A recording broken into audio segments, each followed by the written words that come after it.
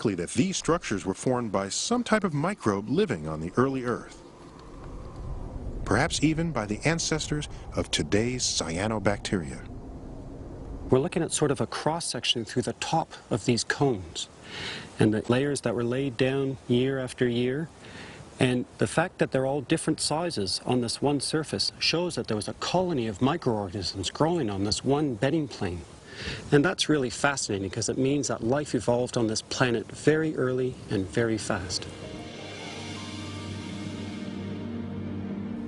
And it's the cyanobacteria that would bring about the most astounding change in Earth's history. A change that could have started as early as 3.5 billion years ago. Over time, stromatolites would spread out across the planet.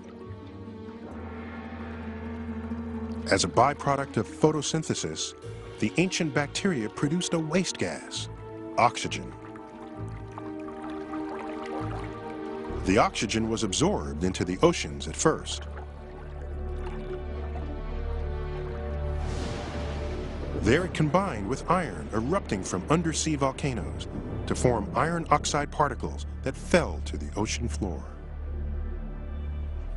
Over the next several 100 million years, the planet literally rusted. There may have been other forces at work, but eventually, all the iron was turned into oxide, building up layer after layer, one of the most valuable mineral deposits on Earth, iron ore. Located in Western Australia, this is one of the world's largest iron mines. The iron here was originally deposited on the floor of a primordial ocean. Control Blast 2, we're at the firing position, sniper's connected. We'll fire in 10 seconds with a 5-second countdown. Roger, Blast 2. Every week they excavate 500,000 tons of iron ore, used to make steel for everything from cars to skyscrapers. 4, 3, 2, 1, fire.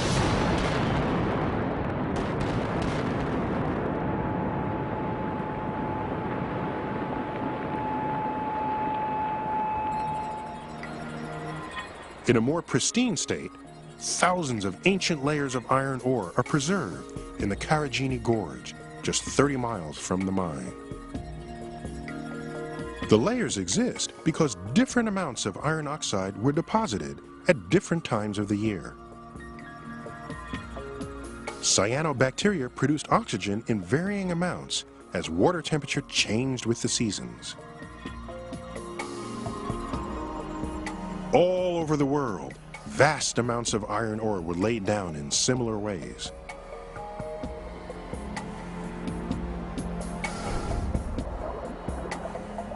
On our day-long clock, this process continued until 1 in the afternoon.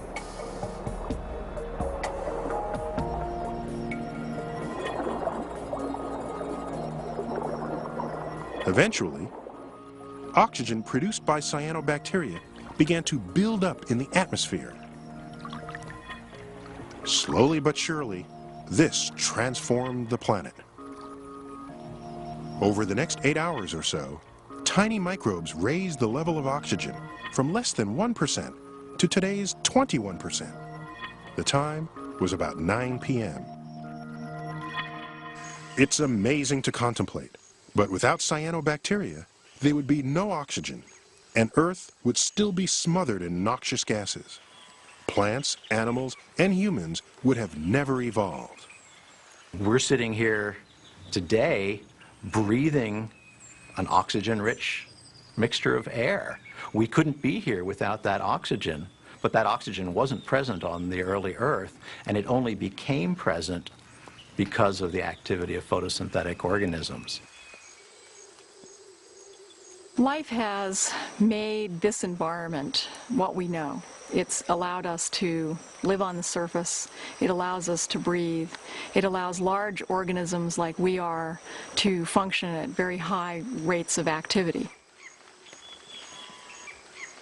The oxygen also helped protect life from the sun's lethal ultraviolet radiation by creating a layer of ozone in the upper atmosphere. One of the fascinating properties of that is that it actually screens out, just sort of like a sunscreen does on your skin, screens out this harmful radiation. With the protection of the ozone layer, life was able to diversify into more complex organisms.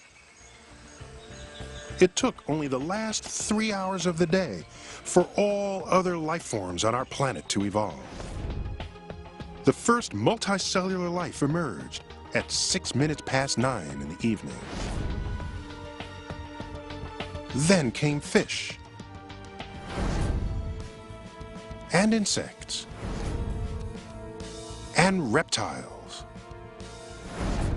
By about 10 minutes to 11 in the evening, dinosaurs roamed the earth. The first primates appeared at 20 to midnight. And with less than 30 seconds to go, the first humans made their appearance. It's only been the last 10% of the Earth's history where there was life on the surface of the Earth that you would see with your naked eye. So for most of Earth's history, life has basically been invisible on the Earth. Over 1 billion or 2 billion years, the amount of oxygen that these little creatures produced was enough to actually change the entire atmosphere of the planet.